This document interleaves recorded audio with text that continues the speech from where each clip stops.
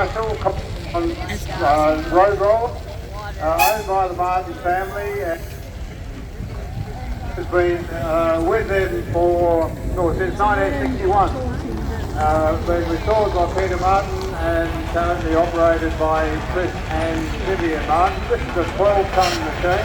The Marshall rollers of the S-Class, they were a fairly sophisticated piece of kit for their day. And if you compare one of these to one of the Ailing rollers, you'll see that they're a much bigger and more heavily built,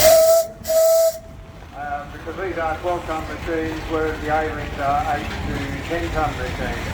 Also showing a beautiful traction wagon, passenger wagon built by Lee Burrell, and we'll be seeing Lee's engine bringing up the rear of that, which is a single-cylinder Fowler built in 1880. It's reputed to be the oldest operating Fowler track. Built by the famed company of John Fowler and Company of Leeds and the Steam Plough Works. Lee has restored this engine over a number of years. It's been back in steam now for 5 or 6 years, and it's always a delight to see. You can hear that single cylinder beat as it comes up over the bank towards railway crossing. And this is a fine example of early English tractor fitting.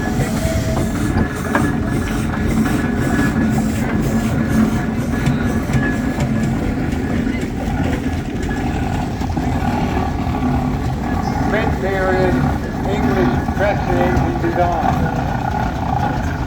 When you compare it to some of the later engines that we have here, you'll notice there are a number of differences, and Lee would be more than happy to talk you through them.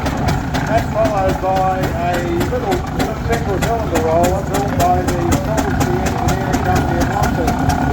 This engine was specifically ordered in 1910 by the then Manchester Municipal Council. It was a very small, narrow gauge engine, as you can see, and it was designed for rolling the track bed of the brand shiny new Launceston Municipal Tramway.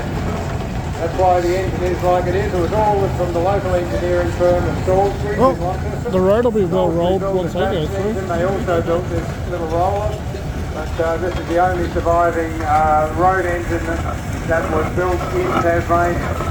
That's followed by Viv Snowden on his 8-ton Ailing roller, compound piston valve roller.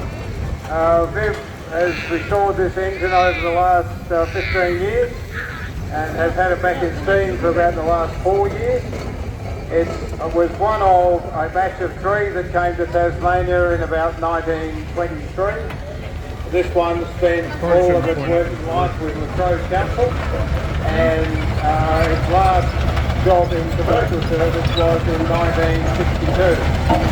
He will be able to tell you about that. He'll be more than happy to have a discussion with you if you want to go and catch up with him. And followed by a roller from the third collection at Westbury. Once again, an S-Class compound Marshall. And you'll notice when I talk about these compound engines have 2 cylinders on top of their boiler, a large one and a small one. The idea behind that is they use the steam space. So they use I think this one might be a little bit slow coming up, guys. Sorry. And then because steam is such that it has expansive properties, it's used again in the larger cylinder to provide equal amount. I may or may not try to cut this part out. The idea is to try and make the engine a lot more economical than just using the steam once in a single cylinder engine. Oh, mate's having a hard time turning that. Look at him, man.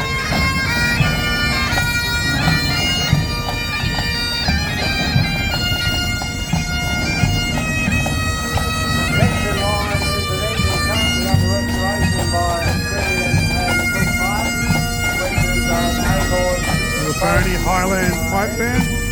boiler work has been done and completed. The engine is all right back in steam, and in the next 2 or 3 months we should see this engine out and about. It's been pushed around.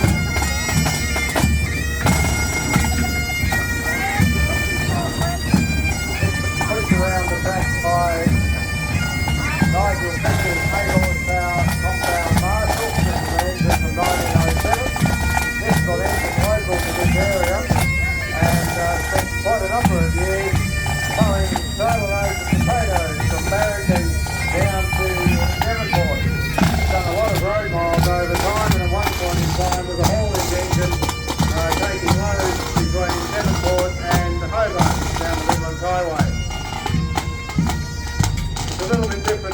our agricultural engines here in that it is actually sprung.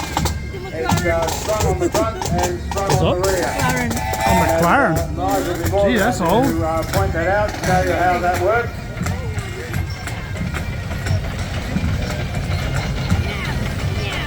That's been followed by a very interesting little engine. This is a 4 horsepower McLaren. I just love that road the engine. engines work on them. Road Sorry, if you're wondering who I'm tractor. talking to, it's this And beautiful not only lady here. is this engine compound, but it's also superheated. Once again, trying to get even more economy out of the steam by raising. I'm not the sure what that temperature is. That's to some kind of 800 work machine on the back. and They then hook it up far to, see more. that round circling cylinder? That belt gets hooked onto that. It's pulling a Clifford Bunting twin bag shaft cutter, which some of you may have seen operating over in the Sea Marina over the last 2 or 3 days. Finished his work for the weekend, so heading back to the shed. Oh, here we go, the big boy. That's been followed by a Fowler Road locomotive at the other end of the scale. This is an 8 horsepower Fowler Road locomotive, 3 speed. Originally bought by the Board of Works in Victoria for rolling carriageway sand, towing a roller of carriageway sand.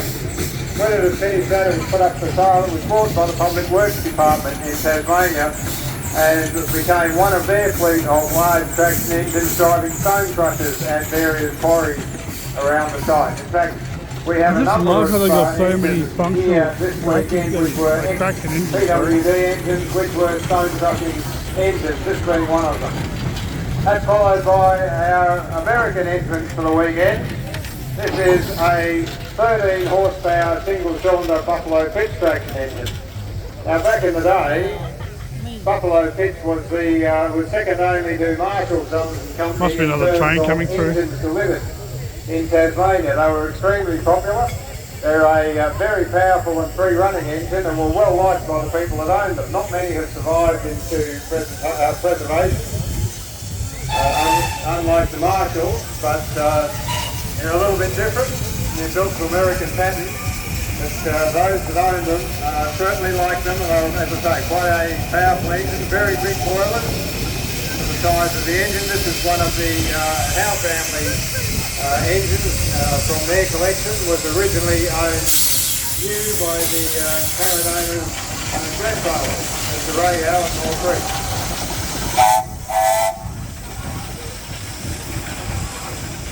It's towing an Ann Arbor baler, annual baler, which those of you that have been around for the weekend or earlier today would have seen operating over in the Sea Marina. Not many of the Ann Arbors here in Tasmania, but a very popular what we call duckhead or duckbeak baler. Next we have another one of our dead engines. This is an 8 horsepower Marshall 87964. This is the last commercially built Marshall traction engine. Came to Tasmania in 1936. It was ordered once again by the Public Works Department as a rock crushing engine and put to work in 1936, worked until 1957. This engine was salvaged from Telling House by Redwater Creek with a view to restoring it and getting it back to steam in the near future. It's being assisted around by a 7 horsepower Marshall.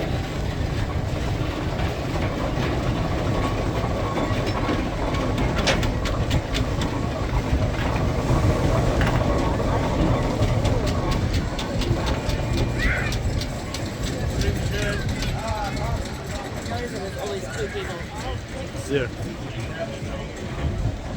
That's being assisted see how along by they a put 7 it in and horsepower out there? compound Marshall agricultural engine, another one of the Howe family engines. And you can see this one around the track this weekend, doing things like driving the threshing drum, driving the shaft cutter, and so on. It's a little bit different being a compound agricultural and a fine example of a 7 horsepower traction engine. It's being followed by an offering from Bowden. Once again, we're lucky to have this here. This is from Perth's collection down at Westbury. It's well worth a look down there if you have the time. That's on Bowden, what's known as a Bowden light traction engine of 8 horsepower.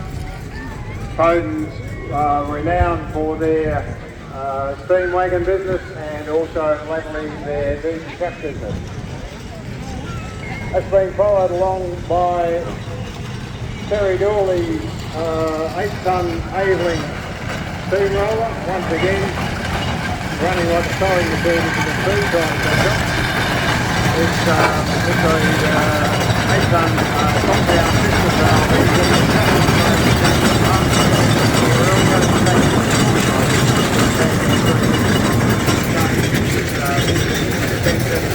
new to Bengal Council in 1926. Bengal Council were in dire straits by the Great Depression.